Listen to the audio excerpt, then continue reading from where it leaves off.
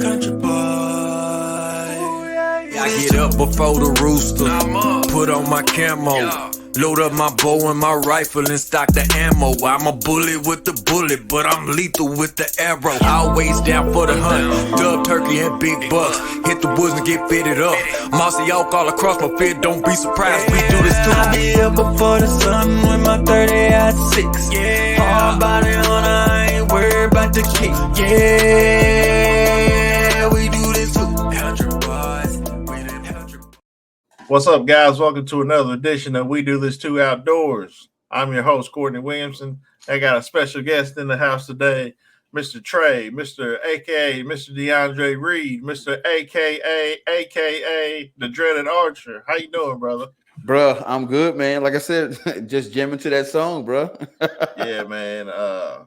Like we was talking about on off air, man. So for the first time, I'm gonna tell everybody, all my listeners, hopefully coming this fall, everything goes good. We Do This Too Outdoors, the album coming soon. Hey, man, it's funny because my brother, we had a little weekly meeting, and he was like, "Bro, you gotta start rapping, bro."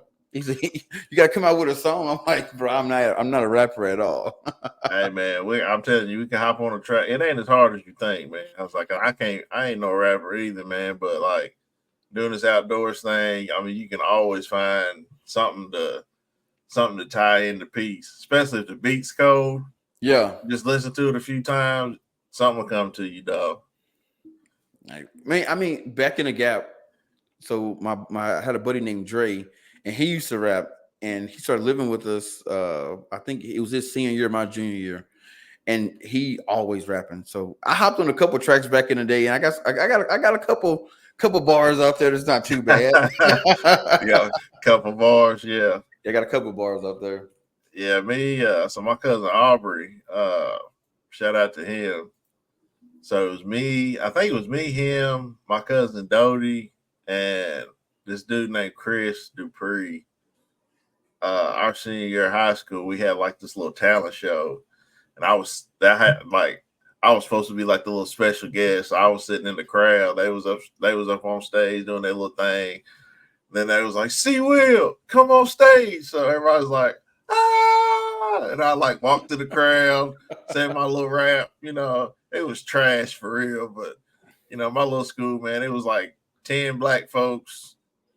You know, I mean, it was cool. So everybody was like, "I didn't know you could rap." I'm like, "Yeah, you know, I've been rapping for years." Like, for years. Go back and listen to that stuff, man. I was like, man, it's just trash. Hey, dude. So I went to a predominantly white high school, and we probably had like from 9th grade to 12th grade. I bet there was maybe 15, 20 pushing it at the most black folks. But we had a group called the PG Coalition. So we were like, PG Pleasant Grove was the name of the school, and we were like the coalition. And then there was a dude that was a senior, his name was Scott, and he had a group called Little Scoob and those Goodfellas, and we all kind of like teamed up, and we had a talent show at our Sadie Hawkins dance. And bro, they let us on the stage. It was every black kid on stage, and everybody got a bar. We were rapping, and the person the school had paid to do a show didn't even go. We just did song after song after song after song. It became the entertainment. So like, I got some bars I ain't afraid to spit. Yeah, it's all right, man. Yeah, we're gonna have to hop on something there, man. I'm about to put you on the album. Hey, I'm down for it, bro. That's what's up, man. So yeah, glad to get you on this podcast, man. So I know your podcast over at the Dreaded Archer is doing fantastic, man. Proud of you and everything you're doing over there. Carbon Media TV and all them folks over there, man. You've had some pretty dope guests on. I watch your show about every week. You and been kind of following your brother a little bit, been trying to get a hold of him to do some editing for me, but I can't get a hold of him. But bro, I talked to him this morning, and he was like, "Bro, I bet Courtney think, man, I bet he think I'm a hoe, man." I said, "Bro, I promise." Like, he know you busy. I said, "Yeah, get to him when you can," because right now he got Yeah. He got two little ones, man. He's and then like the company he works for, he does all their media for him. So they always got him going back and forth. And then he has, his own photography company. So he just Right. I told him, so bro, I don't know how you find time in the day to do stuff, because he's just always editing. He's always out taking pictures. He's always on the run. So I'm like, bro, like, yeah, I know he's busy. I know he's got to be busy. So I was like, man, he'll get back to me when he'll get back to me. But yeah, man. So anybody that hasn't heard, man, he's Trey here. He's got a podcast over on Carver Media TV, Dreaded Archer. Y'all need to go check it out because he's got some for sure guests on. But how did you get started in the outdoors, man? Man, so it started out really my buddy Rex. He when I was in college, he was always trying to get me to go duck hunting with him because he could never find anybody to go with him. So that's kind of where it started, officially getting outdoors. But I always had I guess you say, I always had a inkling for it. I always wanted to do it because my dad hunted. So growing up, my mom and dad, they weren't together, but I would always spend time with him, on the weekend. So I get dropped off at his house on a Friday and be there for the weekend. Well, during hunting season, we'd always, Friday night we go to the football games, and then Saturday morning, I know when I wake up, he's gonna be gone. He'll be hunting, make myself breakfast or whatever.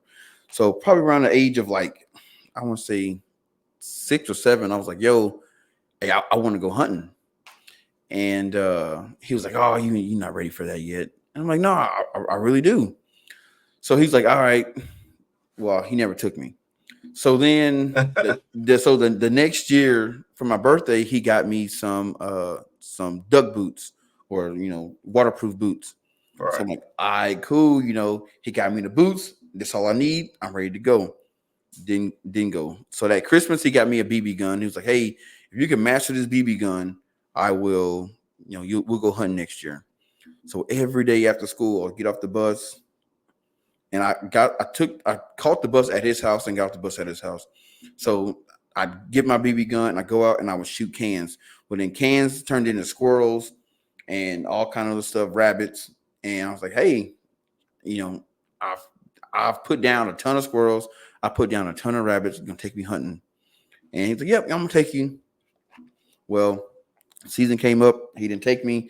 And around that time, I started playing football. So I was like, well, you know what? I'm going to stick to football. He's never going to take me hunting. And, I guess it is what it is. So I just kind of gave it up. And then, linked up with my buddy Rex in college. And that's kind of where I started hunting at. And really, it was just duck hunting. Never went deer hunting. And then, graduate college. Boom. After playing football for so long and giving it up, I fell into like a super, super deep depression. So like just really going out drinking every night, partying, not really trying to find something to fill that void that I had in my life. And the girl that I was dating at the time, she was like, yo, I'm tired of you being depressed and just hanging around the house. Like you gotta, find a hobby. You gotta do something. So around that time, I moved to South Dakota, and every morning I drive past this archery shop on my way to work. Never stepped foot in there. So that day when she told me that I need to find a hobby or something, I was like, well, there's this place I've been wanting to go to. Let's go. And it's Archery Outfitters. Shout out to Deb and Kim over at Archery Outfitters. I walk in the shop, and there was a guy named Kurt there, and he was like, hey, how can I help you? And I was like, man, I've been driving by here, for the last, 3 months. I want to, I just came to see what it's about. And he was like, well, we're an archery shop. We do archery shit. So, those were his exact words. So I was like, he goes, you ever shot a bow? And I was like, nah, never. So he gave me a mission craze 2, actually. And I shot it. And I shot it again. And, I was way across the board. It wasn't sighted in. Boom. We finally get it sighted in. And I'm hitting the X at 15 yards. He pushed it back from 15 to 20 yards. I'm hitting the X. And I'm like, man, like, I love this. Like, it kind of lit a fire in me. So so then, they got ready to close, and he was like, "So you gonna buy a bow today?" And I was like, "Yeah, I'm definitely gonna buy a bow." So ended up buying a mission hammer. I got the arrows and everything. The next day they opened up at 9 o'clock. I was there at 8:45 in the parking lot waiting. As soon as they open up, I'm shooting all day long. I go get lunch, come back, I'm shooting, and it's it's hard to explain. It's filling this void that I got, and I feel like this is what I'm supposed to be doing. So I had no intentions of ever hunting with my bow. It was just something to kind of relieve stress and trying to gather some kind of mental peace. And then one day I was in the shop, and if you know any archery shop, there's a lot of old timers that hang around, a lot of regulars. And this guy named Bob goes, he called me Trey Bird. Hey, Trey Bird. I don't know why, but that's what he called me. So he was like, "Hey, Trey Bird, you gonna hunt with that bow?" And I was like, "You can hunt with it?" And he was like, "Yeah." I said, "Yeah, yeah, I'll hunt." Well, I went online to get my tag. End up drawing a rifle tag. I didn't even, and at the time, like I said, I knew nothing about hunting. So I was like, well, since I drew a rifle tag, I gotta rifle hunt. This is deer. This is deer. Yeah. Okay. Yeah. So I didn't know. No one told me how to do it. So I just got online. I saw deer the deer tag. So I just applied for one. And at the time, my girlfriend, her parents lived in the western side of the state. Just got the best hunting. So I just found the county they lived in, got a tag. I thought since it was a rifle tag that I can only use a rifle, so that's what I went with. So we went out. Her dad basically took me out that day. He was like, "Hey, I'm gonna take you to this spot. Go in, and there's a tree stand. There's a tree stand out there. Point to the tree, go to it, get in it, and and hunt." Well, on my way to the tree stand that morning, opening morning, I got out the car at 6:30. So as I'm walking across this field, and if anybody knows me, I'm definitely afraid of the dark. So I'm walking. Me too. Yep. I'm terrified, bro. I'm terrified. So I'm walking, and I'm like, man, it's really dark over there. I'm just gonna stand here till the sun come up. So sun starts coming up, and I'm still walking to the stand, and I see something moving in front of me. So now I'm like, oh no, there's something up there. I'm not walking to that tree stand at all. There's something up there. So I just drop to one knee and just kind of just wait until it gets real bright outside. So after about 20 minutes, boom, sun's up, and I look, and it's a deer. I don't know if it's a buck or a doe. The tag that I got is a any deer tag, so I can shoot anything, but I don't know what it is. So I just sit there, and it's like the deer walks right towards me, and I get my rangefinder, arrange it. It's like, I don't know, 80 yards. So I just look. I was like, all right, look at the shoot. Look at my watch. Like, yep, it's shooting time. And I dropped to one knee, put the rifle up, boom, shot the doe. By the time I get to the doe and I call my ex-girlfriend's dad, he had just got back to the house. And I'm like, I put a deer down. And he was like, I ain't even got my boots off yet. So he comes back, and I walk up. I wait for him to get there before I go to the deer. And I walk up on the deer, and as soon as I put my hands on her, this dump of emotions happen. Like, I start crying. I'm getting super emotional. I give him a hug. It was weird because I never hugged him before. I give him a hug. I thank him, and from that moment on, it was like, all right, I got a deer with a rifle. Now I'm gonna really learn about the whole tag process. I'm gonna give me an archery tag, and I'm gonna get a deer with my bow. And from that time till the next season, every day I was just out shooting my bow, learning about thermals and how to read maps and how to make food plots, and it's everything that comes with it when you get into hunting. And a couple weeks after that, I was like, I wonder if there's any other black guys that do this shit right here.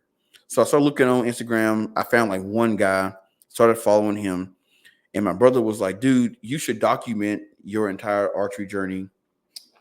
start your own Instagram and see what happens. And I wasn't about it, but my brother tends to talk me into doing stuff that I normally don't feel comfortable doing, and that's where the Dreaded Archer was born. Actually, the Dreaded Archer came from my uncle Maurice. He kept calling me the Dreaded Bow Hunter. Oh, the Dreaded Bow Hunter, the Dreaded Bow Hunter. And I'm like, man, that's weak. Like I can't be like the Dreaded Bow Hunter. Is like, why are you calling me that? And I was like, it's archery, bro. It's like you're not a. I mean, I guess you are a bow hunter, but it's like, man, it's archery. I'm like, I'm more like the Dreaded Archer. And as soon as I said it, I'm like, ooh, I like that. My brother goes, that's the name of the brand right there, Dreaded Archer, and that's where the Dreaded Archer was born. And me and my brother had a podcast. And he was like, dude, start a podcast, talk to other black hunters across the country, talk to other people who are former athletes that are looking for ways to fill that void, and that's going to be your content. So that's kind of where it started. Bro, that is a fantastic story, bro. That's dope. You're a hell of a storyteller, man. That's a damn good story. Bro, I'm from the South, man. You know how the South, hey, cats can tell a story, man. Yeah, you're right. So you basically started archery as like a way to deal with your depression. Yep, that's what happened, man. Like, dude, it was bad. Like, any person who's ever done something and then you have it ripped away from you, it's it's hard. And then to add on top of that, I made the big move to South Dakota. So it was like I graduate from college, I don't have football, and now I'm away from my family, I'm away from my daughter. Everything is new to me. And it was like the only way to not feel that sadness or that void was to drink. And I wasn't a big drinker before I moved here. So like started drinking, and then going out every night and just having just partying. And like Right. I can't live like this. And my mom was like, yo, you're getting fat. All that alcohol, because every time she calls, she's like, when I call you, you at the bar, you out, like you gotta like slow down. You're living way too fast. And like a lot of people, and it sounds cliche when I tell a lot of people this, but like archery and the outdoors saved my life, because had it not been for that, I don't know what would have happened. I would have probably spiraled out of control because the depression was so real. Like couldn't get out of bed to go to work. Kind of basically isolating myself away from my family. Not like the girl I was dating at the time, not giving her the attention that she needed, and I was just kind of just doing my own thing, and it was not healthy. So yeah, like I found archery and hunting because of depression. Man, that's dope, man. I'm glad you found something to get you out of depression, man. Oh yeah. And if I know black mamas, they gonna tell you the truth. Oh yeah, they don't hold shit. They They gonna don't hold back. sugarcoat nothing. A black mama will tell you the truth. Man, straight up, They like do not hold back, man. And it's crazy, man, because like we kind of got similar stories. But my uncle and my grandfather, when I was in college, they died around the same time, and I kind of went into a deep depression, drinking and stuff like that. And I met a guy named Clay Kirby down there, and he's the guy that actually taught me how to shoot a bow. And he started taking me to the gym and stuff with him, and I discovered like weightlifting and trying to take care of myself, because I was starting to get fat too. And my mom really didn't want to say nothing, but my dad at the time, I'd come home like, son, like, you get a little thick, ain't you? I was like, yeah, I've been lifting. He said, no, I ain't talking about right there. He said, I'm talking about that gut. That gut. And I was like, man, is it like that? And I didn't realize, how much I was like drinking and stuff. So I had to like cut back on that. But like Clay, man, like once he got with me and started teaching me more about archery and the weight room and stuff, and like he kind of got me out of that depression that I was in, man. So shout out to Clay Kirby if he's out there, man. I know I haven't talked to you in a while, but like I don't know if you knew it or not, but you were my therapist. So, but that's a great story, man. Like for all you archers out there or anybody going through a depression, man, like I'm telling you, this outdoor thing might be one of something you want to look into. Oh, definitely, man. It is. It's. We always talk about the thrill of the hunt, like you know, when you go out and you get your first animal, that's always amazing. But to me, it's everything that leads up to it that it reminds me so much of football. We put out game cameras, throughout the year, and you go back and look at them. That's film. You know what I'm saying? Right. Then what I'm saying, you got to be in some kind of shape because you don't want to be in a position where you put an animal down, you harvest a deer, elk, whatever, and you got to pack that bad boy out because sometimes you going 10, 15 miles in, depending on what kind of hunter you are and how deep you want to get in the woods. You got to get the animal out of there, and you got to be in some type of shape to get them out. That's working out. To me, that's where the workout comes from in football. And then that adrenaline rush you get on opening day. Like to me, that's the first game of the season right there. I'm getting ready. I got music playing. You know what I'm saying? When I'm on my way to the deer stand or whatever, I got music playing. I'm getting hyped up. I'm getting myself ready. I've prepared myself. I prepared myself for the season like I prepared myself for football. So I'm hyped up, and then it's boom, the game start, which is the hunt. And when you put that arrow or that bullet, through that deer, and you harvest that deer, man, that's like winning a championship right there. It's like That's winning, it. just like winning the championship, and all the emotions come. I don't care, and some people say, "Oh, I don't get emotional anymore." Look, man, I've put a lot of deer down, deer, antelope, hogs, you name it. I put it down, and every time I grab that animal, I get emotional because one, I'm doing something that I love. I've succeeded in what I sought out to do, and now I got a story to share with my friends. I got food that's gonna feed my family, and it's everything that football gave me. And dude, I just the outdoors is where it's at. So, like you said before, if you are a former athlete or you are from a former guy in the military, I used to be in the military, and I see guys. I got friends that they get out and they have the depression because they're missing that structure. Pick up. I'm not saying pick up hunting because everybody ain't a hunter, but definitely look into archery. Look into getting a gun and going to the range and just shooting. Even if you don't, like I said, you don't go hunting, get something that's going to fill that void outside of drugs and alcohol. Because I promise you, hunting is it. And when you get that first adrenaline rush, when you grab that animal, or if you get that adrenaline rush when you hit that bullseye over and over again, I promise you, that feeling is way better than anything you're gonna find in a bottle. And I truly believe that.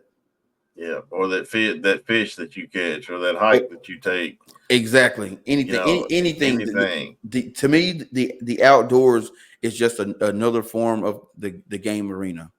Yeah. To me, So me and you, I've never heard it explained in football terms, but I was a baseball and basketball player growing up. Baseball was where my heart's at. I was a pitcher. So me battling the outdoors, to me, like I'm the pitcher and I'm battling like a batter. yeah, And that's the way like I approach my mental toughness, where I got that from. I took it over into hunting with me. Um, whether I've got a 2-2 count on a batter or 0-2 count on a batter. There's strategies that you have to use in baseball that I also apply into my hunting or my fishing or whatever I'm doing. yeah. And as a former athlete, you hit the nail on the head. Like that structure of being a former athlete is what a lot of people are missing once they leave the arena or the field or the court or whatever. And that leads them down a bad road if they're going down a bad road. So, like you said, whether it's hunting, fishing, archery, something that can get them outdoors to get that structure back, man, it's a lifesaver. Oh, dude, definitely, man. And actually, it's crazy how hunting has played in a short period of time. How big of a role it's played in my life. So, like, I mentioned before, my mom and my dad weren't together. Growing up, and my brother, he kind of had a resentment towards our dad from it because they were married, they got divorced. It was just kind of just on and off thing throughout our life. So he had this like resentment because I had like they got married when I was in 5th grade, and then when I graduated, they got divorced. So my brother, he was around for all the BS. So he had this kind of resentment towards our dad and didn't talk to him for years. So I started hunting, and my girlfriend's like, "Yo, it'd be cool if your dad and your brother came up to hunt with you." I'm like, "Well, my dad hunts, but my brother, he just doesn't hunt at all." And I was like, "And good luck getting them, together to come up here and hunt. It'd be a disaster." Right. She was like, "Do it." And that was one thing that she did. She pushed a lot, and I will forever be grateful for her for that. But I'm 27 years old. I pick up the phone and I call my father, and I sound like a little bitty kid. "Hey, Dad. Yeah, I was wondering, do you want to come hunt with me?" And because I'm not gonna lie, like my whole life I've been afraid of my father. Like I'm just scared of him. And just because he's he's a tall, intimidating man. So I've always been afraid of him. And he's like, "Yeah, but he's cool though. That's the thing." I like it's something. It's a mental block in me. I don't know what it is, but he's like, "Yeah, man, let's do it, man." And I was getting ready to say, Nick is coming. He goes, "Are you gonna invite Nick?" And I'm like, "Yeah." I'm like, yeah, I'm gonna invite him too." He's like, "Cool, man. You give me the plans and I'll be there." Boom. Call Nick. "Hey, bro. We call our dad Cheapo because he cheap. So that's like, yeah. So that's his name, man. His name is Cheapo. I said, "Hey, bro. I invited Cheaps to come up and hunt, man. You want to come?" I'm thinking he gonna be like, "Nah, bro. I ain't coming with him." But he was like, "Yeah, man. Like, what we got to do?" So as soon as he said, "Yeah," I immediately started, getting him the process of how to apply for a tag. Matter of fact, I applied for their tags and I paid for the tags and I bought their plane tickets. So I was like, this got to go well. Well, I was getting ready to buy a plane ticket and he was like, "Nah, man, we gonna drive." So I'm like, "Oh gosh, 14 hours in the car. This is not going to end well at all." So they end up driving up here. So I'm nervous because it's a 14-hour drive. They really haven't talked in years, and they pull up at midnight and they get out the car. And I'm thinking they're gonna be going back and forth. They get out the car and they both just laughing and having a good time. And I'm like, okay, we started out on a good foot. And then that night we stayed up all night, just sitting up talking. They tell me about the trip and everything. And then we go out to my ex-girlfriend's dad's farm the next day, and we're scouting. I'm showing them where the deer stands are and everything. And my dad goes, I want to hunt with you." So I'm like, "All right, cool." So next morning we get up. Well, first the hotel we stay in is it's a crappy hotel, but it's what you get in a very, very, very small town in Right. rural South Dakota. It's Right. the best thing they got. So we laughing all night about the hotel room and just the whole day. Next morning we get up. Me and my dad go to our stand. My brother goes with my girlfriend and sits in the stand. And me and my dad, we see this tank of a monster, man. And it was a deer that I had seen on game cam. We called him Captain Hook because his antlers, they kind of go forward and they are real sharp, like just jagged. Call him Captain Hook. And my dad goes, "Oh man, we gotta get that one." And I'm like, "All right, cool." And he's probably about like 500 yards away from us. We go we go to lunch, and I was like, "If we're gonna get him, we gotta get close to him." So we get a game plan. I get my ground blind, and we just like crawl across this cornfield for like 200 yards crawling with your ground blind. With my ground blind. I mean, I got it in a bag and it's strapped. Oh, okay. It's strapped to my back. Yeah, I got you. So we crawl, we pop that bad boy up, and we sit there. It's like 1 o'clock, and we don't see no movement all day. So right around like 4:30, this little spike comes running down the fence line, just kind of trotting. Now, if you know anything about my father, he got a saying, and it's I never found a recipe for no antlers.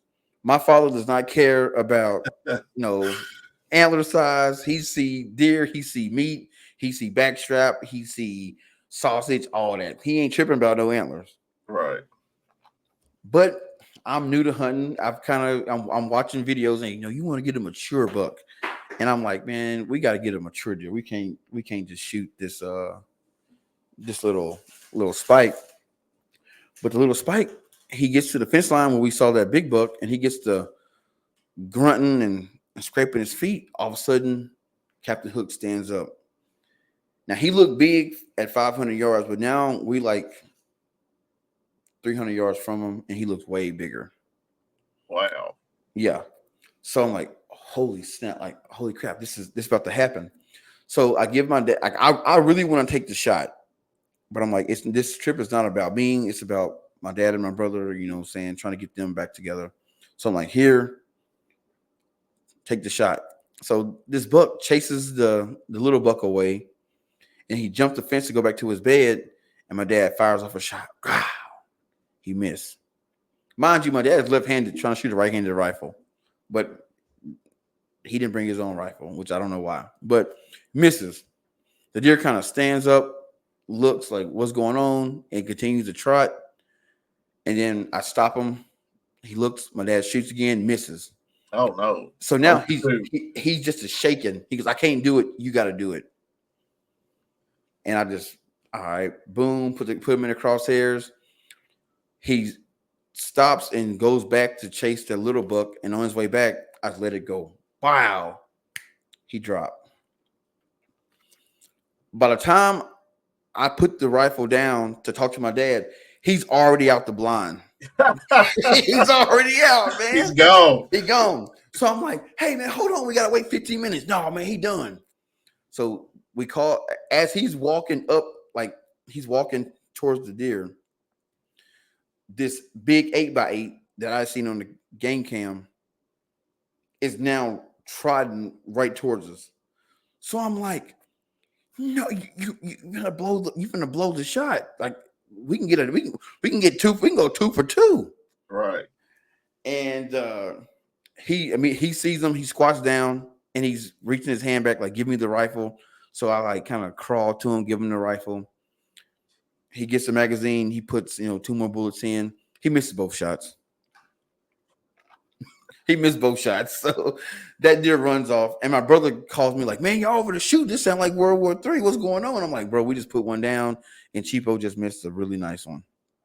So we go to the deer and we can't find him at all. I thought he dropped. He did not drop at all. So my brother, by this time, him, my girlfriend, and her son, they come pulling up. And we're looking for the deer. And somehow he must have crawled back into his bed, and he was like tucked underneath this like down tree. And I see his antlers because his antler was like bright right. I drag him out, and like as soon as I grab that deer, just like the doe I harvested first, I started crying. And it was more so, it wasn't more about the deer. It was that my dad and my brother are here.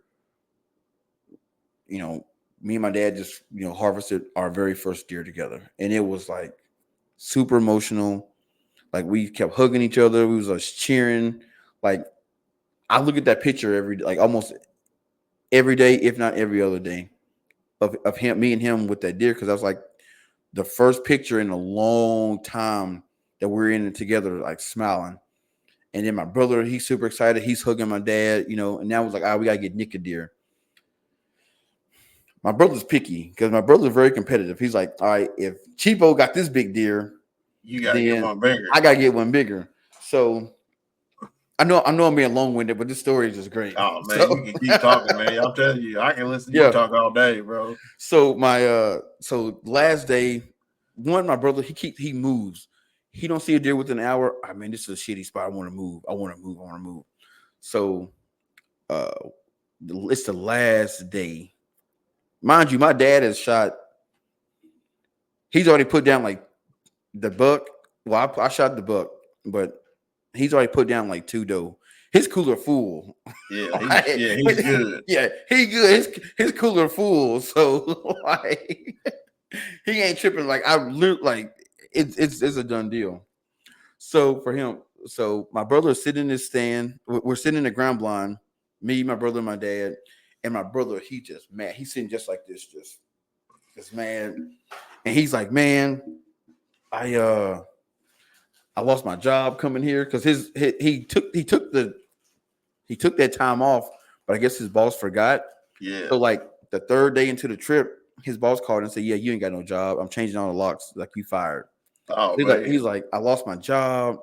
I spent all this money on the tag," which I don't know why, because I bought the tag, so I don't know why he was saying that. But he's like, I'm just mad, man. He goes, I want to go home. I'm done. Let's go back to the hotel.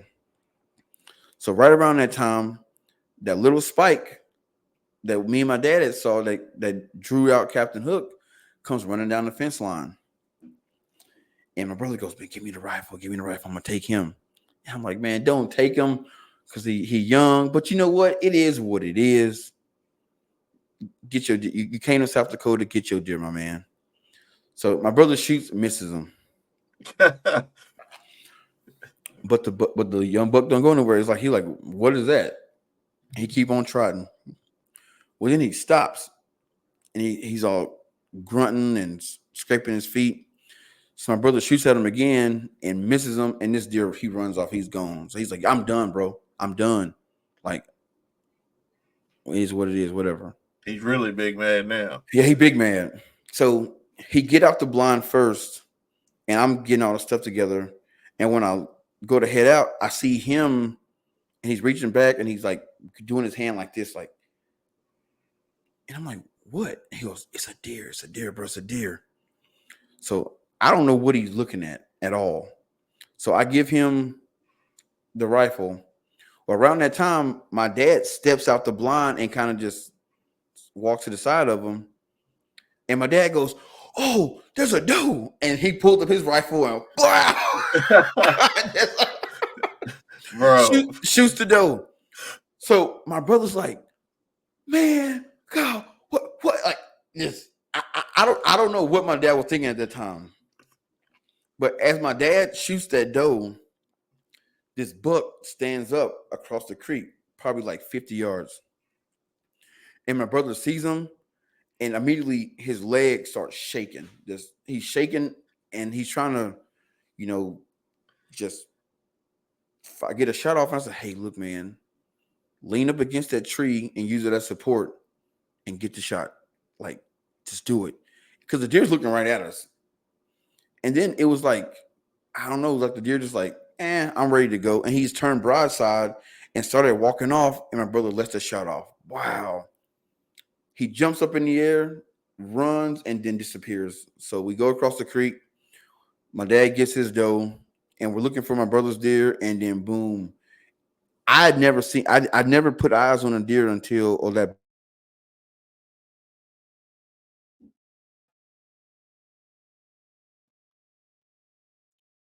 body that had a body like that.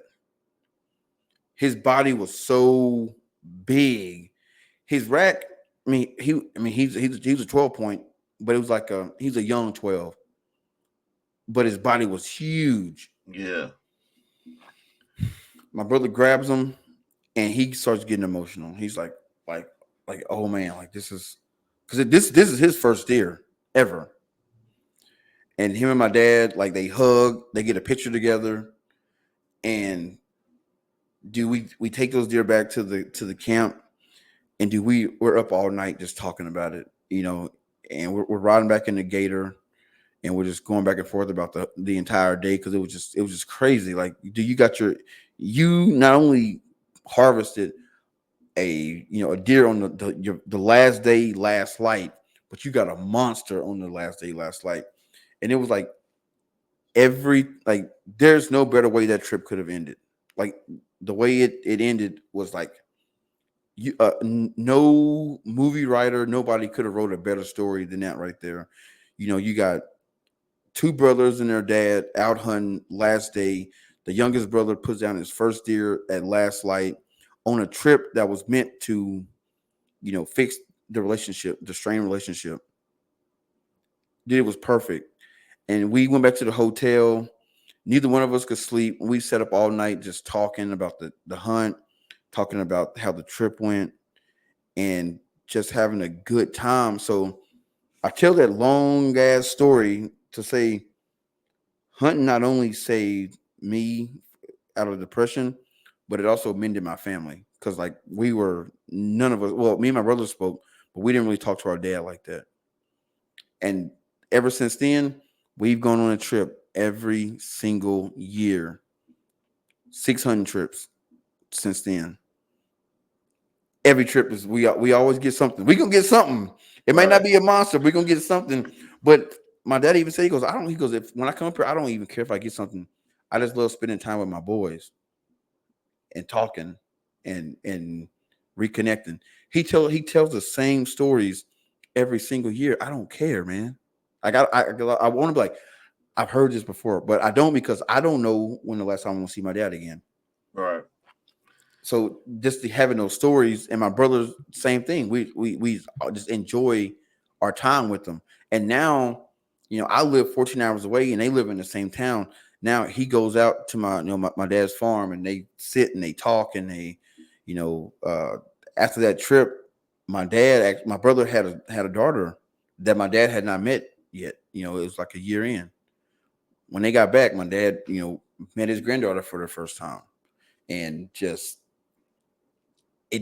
it's all from the outdoors, man. That fixed everything, and that's why I'll forever be an advocate for the outdoors, be an advocate to get people, into hunting, because I've seen what it's done for me and my family, and I want other people to experience that same feeling.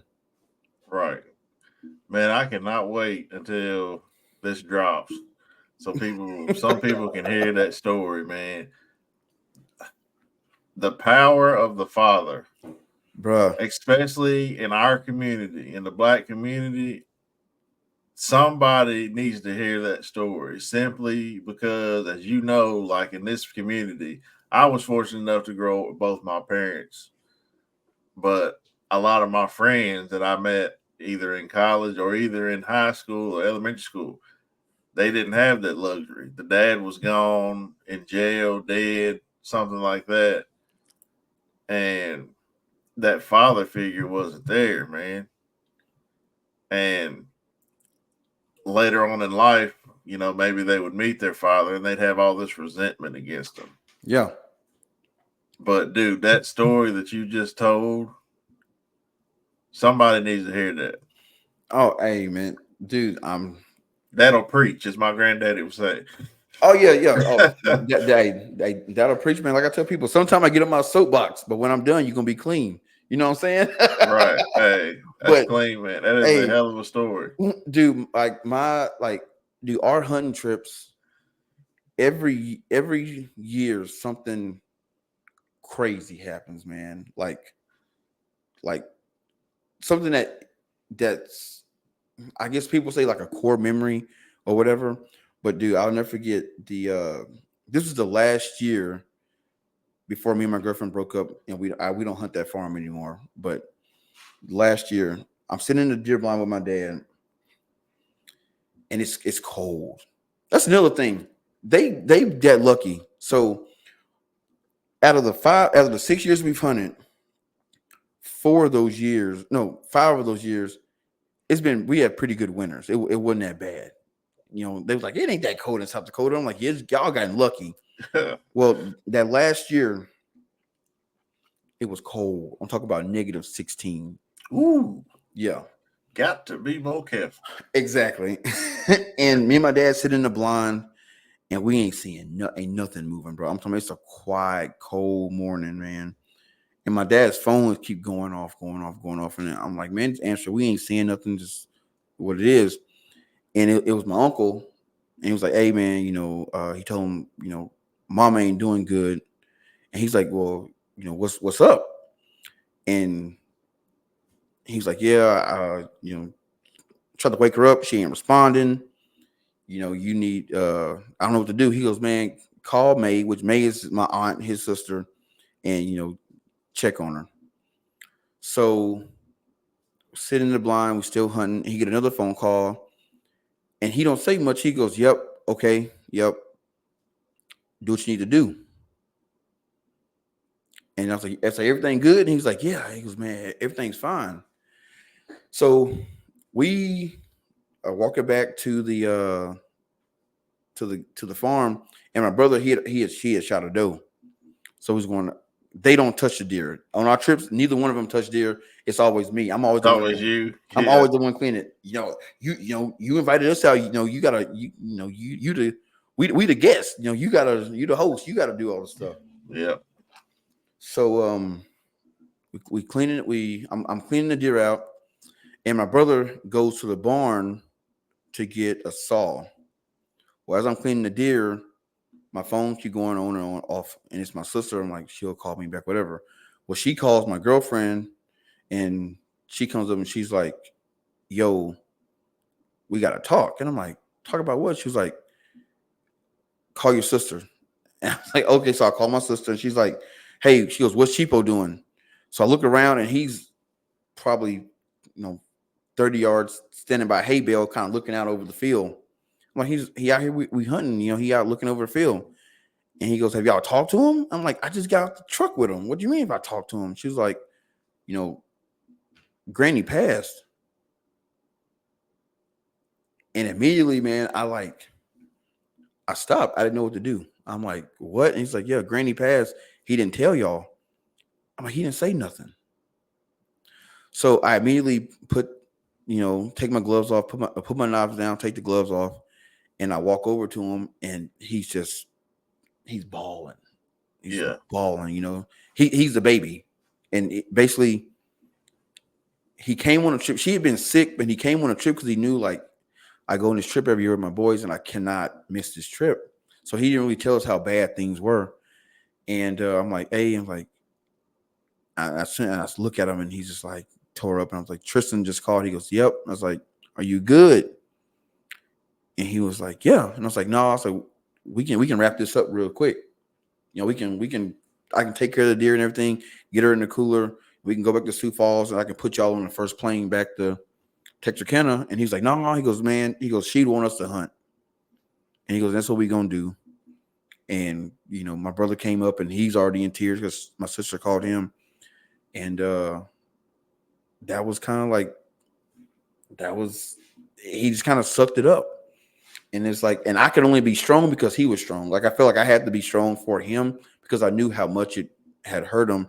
And all during the day we out hunting, he's laughing and having a good time. But then at night, we're back at the hotel, and he would wait for us to go to sleep, and then I'd hear him, crying in the bed. So something always crazy happens, but like, I'm glad he was there with me and Nick during that, time in his life that he lost his mother. Because I don't know how he would have handled it if he went with us, but it allowed him to, stay strong and, be able to, I guess, process it better. And I mean, we had a good trip, but like I said, hunting brought all that together. And yeah, it sucked, but I'm glad he was with us during that time because it kind of made the process a little better. And I don't know, it was just, dude, like you said, the power of the father is amazing. And when you have to be strong for your father, man, that really just brings all y'all together. I don't even know how to explain it. Yeah, it seems like to me, maybe I'm taking it a different way from that story, but like, he was trying to be strong for both of y'all. Yeah. To make sure that y'all still had a good hunt. Yeah. Oh, that's definitely it. That's definitely it. Because I felt like if he would have said, "Yeah, take me back," he'd have been like, "Oh, I ruined the hunt," and Right. they're not going to do it again. And like I said, it ended up being a good trip. Everything ended up, fine, but um, that was definitely like a moment where it's like, I'm glad he was with me during that time. I wouldn't want him nowhere else, Right. but Man, with I'm me. I'm gonna have to meet your pops, man. Oh, bro, hey, man, he's a hoot, man. If you got a cooler full of them silver bullets, hey. I can get him some. Hey, I work at Jim Beam, bro. I can get him as much bourbon as he can handle. Hey, he don't drink no bourbon. He You don't want drink that. no bourbon? No bourbon, man. He want them silver bullets. Oh, I can get some for him though. That's dope, man. Yeah, I lost my pops at 14, man. So that really hit me because that was one of my was my hunting buddy. We Yeah, went rabbit hunting and quail hunting and dove hunting. He didn't deer hunt or anything like that, but man, it hit hard, man. Once your pops is gone, man, it's different. And they say it's even worse when your mama leaves, but mama's still man. here. She's Oh still yeah. kicking. But yeah, man, man, I'm telling you, I can hear you, I can listen to you talk all day. You're a heck of a storyteller, man. So what kind of hunts do you and your pops and your brother got coming up? I know you said you got 6. What's the next one y'all going on? Oh, it's just gonna be another deer hunt, man. Another deer hunt. I've been trying to talk him into going elk hunting, but my pops ain't about all that. He's like, man, look here, I want to go sit in the tree stand. I ain't about all that hiking and calling and going up and down mountains and all. He goes, I'll leave that to you and Nick. So it's just gonna be Another deer another hunt. deer hunt, and then in October we are we're going to Clarksville, Texas. We're gonna hunt some hogs. That's what's So up. it's gonna be another fun time. Anytime we get together, man, it's a hoot. Like, I've tried to get him on the podcast, and he's gun shy. I said, well, look, man, once we get to talking, Yeah. everything's gonna flow because the world got to get introduced to Cheapo, man. Like my pops Yeah. is wild, bro. He's a former baseball player. He played for the Astros in Oh, for real? in That's yeah, what's up. in the early '90s. And you get to talking about baseball, this dude knows everything about baseball. Like, that's he basically groomed me and my brother to be all-star baseball players. I just went a different route. I went to football. My brother, he picked it up. He loved baseball. I think that's his better. He's better at baseball than he is football. He won't say that though. He think he's good at everything. But yeah, but baseball, like, I can play. I just don't like it. Right. But yeah, my dad, he was like, we grew up learning about Jackie Robinson and Satchel Paige and Josh Gibson and Josh all Gibson. these great Negro League baseball players. Like, my dad was just big on it. He made sure that we knew, what I'm saying, our history. And like, it's wild because I remember back in like late '90s, early 2000s, my dad was saying, like, we need more black baseball players. Like, black kids ain't playing baseball no more. And now I'm seeing on ESPN they're talking about that now, like, the lack of African American baseball players. Like, there's guys that are black that play, but they like from like They're from the Dominican Republic. Cuba, Dominican Republic, and Yeah. all that. They not really black, like your Sammy Sosa's and stuff. And he was like, it's sad when you go to an HBCU and watch a baseball game and there's more white boys on the team than there are black guys. It's like it just, but it is what it is. They got to fill the team with who's gonna play, and it is what it is. My dad's always said that because, like I said, my first love was still my love. It's baseball. Yeah. I was way better at basketball, but I was a hell of a baseball player, I think. But Dad was always talking about Satchel Paige and Josh Gibson and Coop Papa Bell and Roy Campanella, like all these. I could probably talk to your pops all day long. Oh yeah. But like he was always saying, there's not, like, I was the only black kid growing up on any of my sports teams. So, small town, whatever. But like when we went to, like, say we went to Alabama or somewhere like that, there's 5, 10 of them on one team. And I'm like, what in the world? But you go back to where I'm from, this little small town, it's just me, man. But Dad was always saying, man, like, around here, especially in Kentucky, man, like, we need more black baseball players. And there was the Major League is taking over with black players. I'm like, well, they're from the Dominican or they're from Cuba. They're not from, like, Chicago. They're not from Memphis. They're not from Baltimore. You know, they're from another country. You know, and I didn't realize it was that bad, man, until I started. You know, I'm a big Red Sox fan, and like Rafael Devers, like our third baseman, you know, he's from like the Dominican. Like most of your big De La Cruz that plays for Cincinnati, he's from the Dominican. Like all the people basically that you've seen in the All-Star game, 85 to 90% are from Cuba or the Dominican Republic. Oh, by the way, De La Cruz just got traded today, by the way. He got traded? Yeah, to the Pirates. What? Cincinnati's crazy, dog. Yep. They always do that. He got traded. Bro. See, they did that to Brandon Phillips. They always get like cold players. Billy Hamilton, like they do that to everybody. Oh my God. What he signed for? I'm not sure.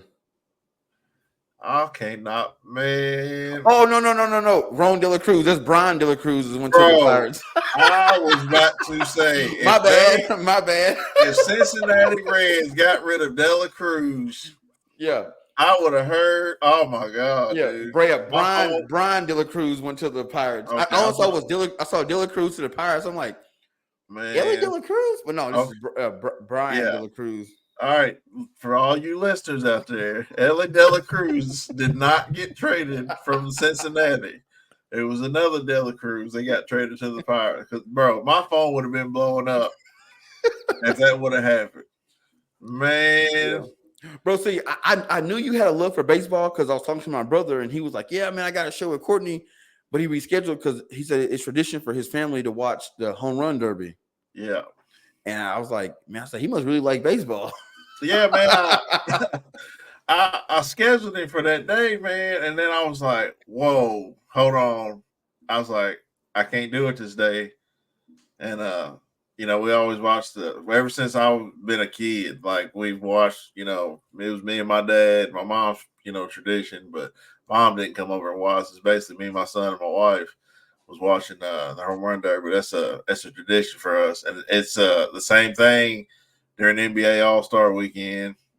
We used to watch the Pro Bowl. The Pro Bowl's gotten to where, you know, half the good players don't want to play anymore and whatever. But yeah, we're big sports people. We're huge baseball fans. You know, we love all sports, but baseball, basketball, and football, that's where we but baseball, man, I'm telling you, that's where my heart is, where my heart's always been. But you just about made me have a heart attack there. My bad, man. Yeah, man. But so you said something that I want to kind of talk about too. When you was talking about your dad said he didn't want to start elk hunting because of all the mountains and stuff like that, man. Yeah. So I've been seeing on Instagram that you was at the Mountain Archery Fest. Tell us a little bit about that. Oh, dude. So Mountain Archery Fest is it's a great 3D event. So last summer, or actually I think around this time, I had Brandon Waddell on my podcast, and he's the founder of the Mountain Archery Fest, and he's been trying to get me to come out, since last year, and just my schedule never lined up. But this year I was like, yeah, I'm gonna make time this year. You know what I'm saying? So they had an event in Shell, Wyoming, and there's a couple guys here in Sioux Falls that they were going, and I mentioned that I wanted to go, and like, this is the cool thing about the outdoor industry and just hunting period, the community. No, not the industry, but the community. Guys are willing to reach out to you that don't even know you and do stuff with you because y'all got the common interest of archery or being in the outdoors. Absolutely, especially in the 3D world. Exactly. So this guy named Ben, and he runs a page called Sodak Outdoors, and the guy named Rick, and he runs Park Place Outdoors. They were like, "Hey man, we're going to just hit me up randomly on Instagram. Hey, we heard that you want to go. That you're trying to go to Mountain Archery Fest. We're actually going. You want to link up and go?" And I'm like, "Yeah, let's ride. Let's go." And we had never spoke at all. We live in the same town. I don't even know these cats. And we started going to the range together every day, shooting.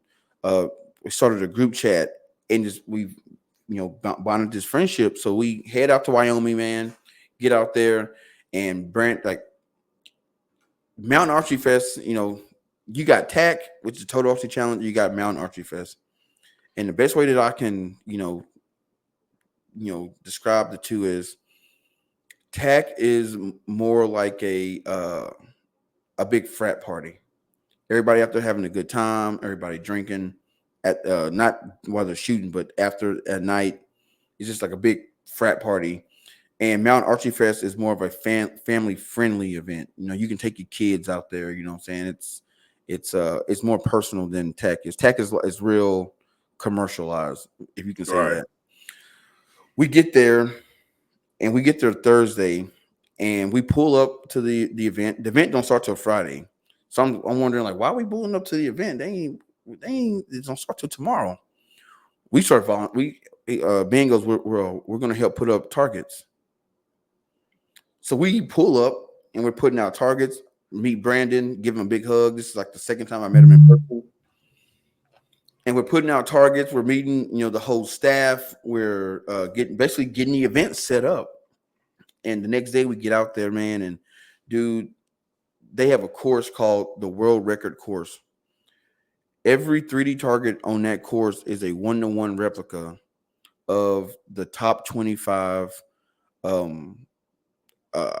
Was it? It's not Boone and Crockett. What's the other one? Pope and Young. Yeah. It's the top 25 Pope and Young animals on on their list.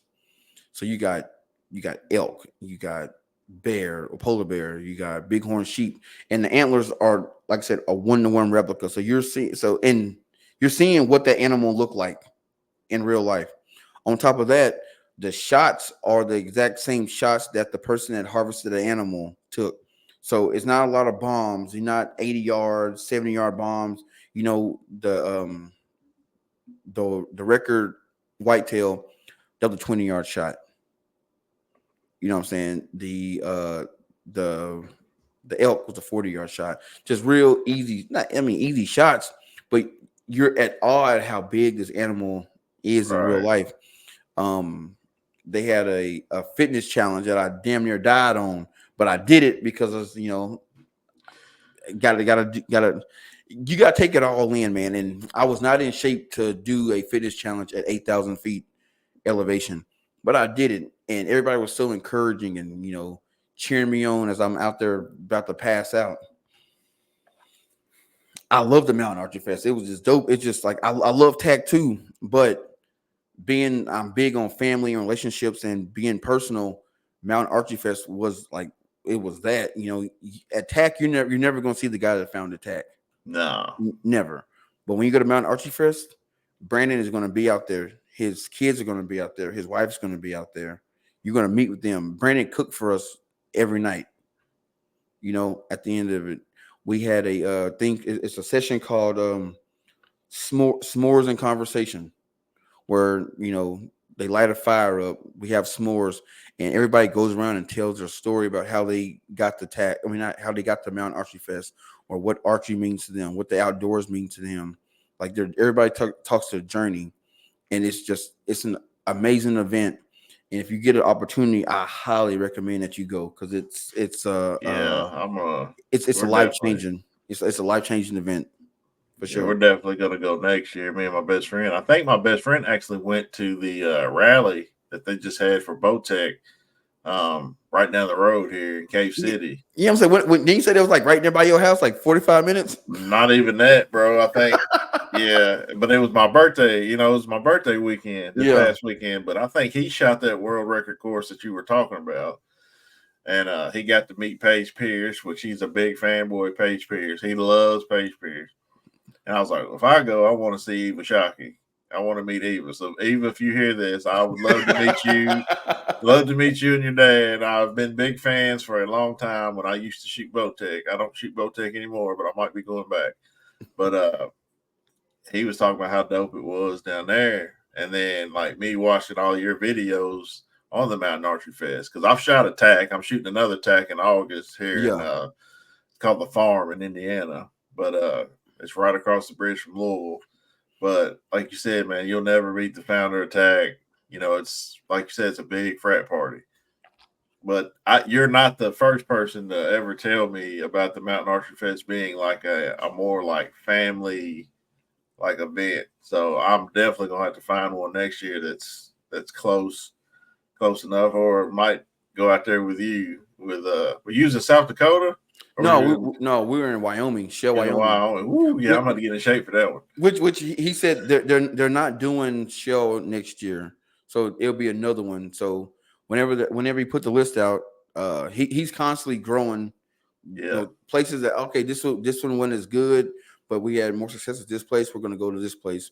And it's crazy because you would think this huge operation, man, that he puts on.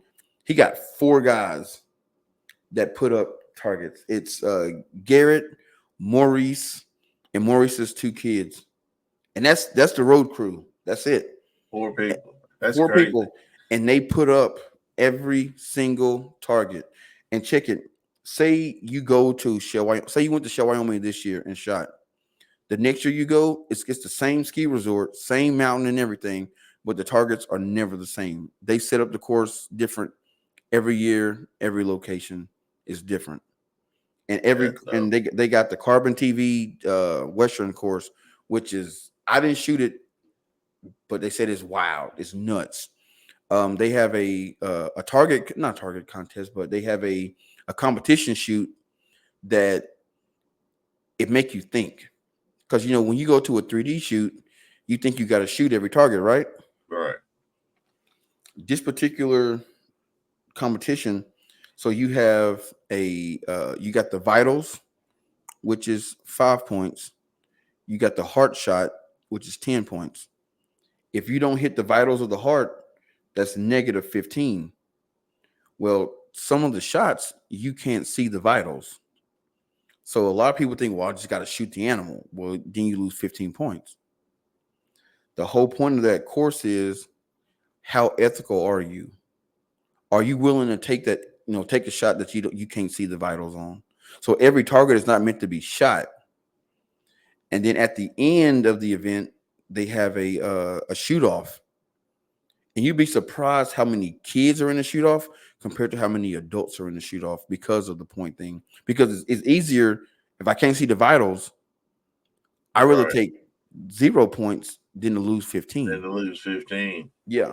And it is a challenging course. And I was just like, holy smokes. Like it's like, it really tests your archery skills, put it that way.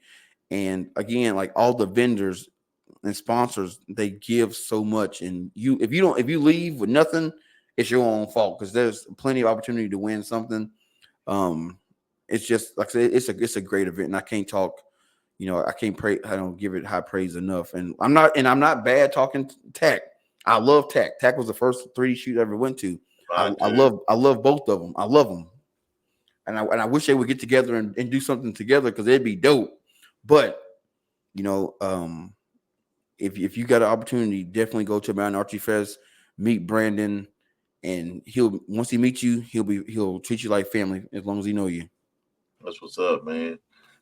Yeah, I'm definitely trying to get out there for one of them. And like I said, I'm shooting another tag this year in a couple of months. Well, actually next month. So, but yeah, we've been going to this thing for over an hour, man. I'm gonna have to get you on for part 2, man. And talk, more specifics, man. But how can people get a hold of you or follow your brand? Oh man, you can go to find me on Instagram. I'm always on Instagram. That's at EA_Dreaded17. You can find me on Facebook, DeAndre Reed, or Dreaded Archer. You can find me on Instagram, TikTok, Dreaded Archer as well. And you can find me on YouTube, and it's just Dreaded Archer podcast. So you can find me everywhere. Or you can go to dreadedarcher.com, pick up your merch. Like right now, I got on the Dreaded Archer t-shirts called the Dreaded Mentality, paying homage to the late great Kobe Bryant. And I love basketball, so my guy drew up this shirt and was like, "Yo, man, you gotta rock this." So yeah, so you can find me at, man, YouTube, Instagram, Facebook, TikTok. I'm everywhere. That's what's up, man. Well, I appreciate you coming on. Like I said, I'm gonna definitely have to get you on a part 2, man. Oh, for sure. But you are definitely one of the best storytellers that I've heard. Just your passion for the outdoors and the way you tell your stories, man. You can tell it's something you love, and the way you said, archery and the outdoors basically saved you and your family, man. That's big. And that story you told with about your father and everything. Somebody needs to hear that, man. So I can't wait to put this one out, man. So Oh yeah, hey man, dads are everything, man. I know, right? Especially in our community, and you spoke about it earlier. But I mean, throughout this country, man, like we can't forget about fathers. We often get overlooked, we but do. fathers definitely play a big role in kids' life and whatever they do. So I'm a big advocate for fathers. Absolutely.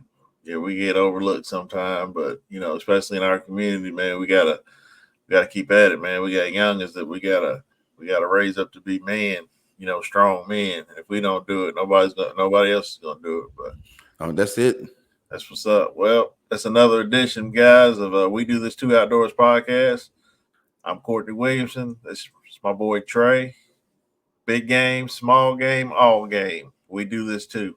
We do it too, baby. Yes, sir.